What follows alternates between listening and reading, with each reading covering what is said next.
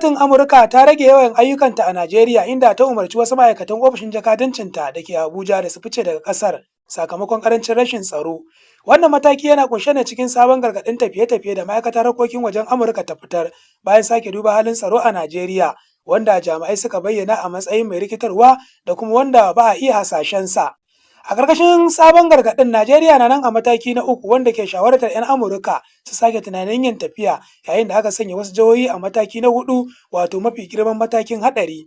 Rage yawan ma'aikatan ya shafi waɗanda ba su da muhimmanci sosai da kuma iyalansu a matsayin wani mataki na rage fallasa ga barazanar tsaro. A cewar gargaɗin, yanayin tsaro a Najeriya na ci gaba da sauyawa, wanda ke buƙatar sa ido akai-akai. Sabon jagoran ya kuma ƙara yawan wuraren da ake ganin suna da haɗari, inda yanzu jihohi 23 ke karkashin mafi tsaurin matakin gargaɗi. Jihohin da aka ƙara sun haɗa da Plateau, Jigawa, Kwara, Niger da Taraba.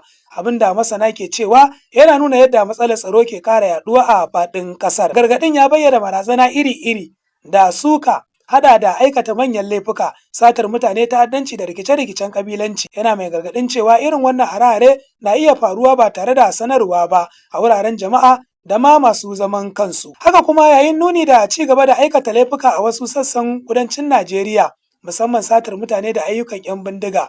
Bugu da ƙari, an nuna damuwa kan ƙarancin ƙwarewar bayar da agajin gaggawa da kuma abin da ke cikin harkar lafiya, wanda ka iya ƙara haɗari ga matafiya.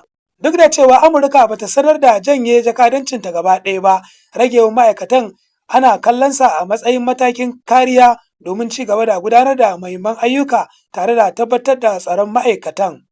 Wannan na zuwa ne yayin da Najeriya ke ci gaba da fuskantar ƙalubalen tsaro a yankuna daban-daban, lamarin da ka iya shafar tafiye-tafiye na ƙasashen waje, zuba jari da kuma yadda duniya ke kallon kwanciyar hankali a ƙasar. Daga birnin Kebbi, Ibrahim Umar Musa, Skylight Media 101.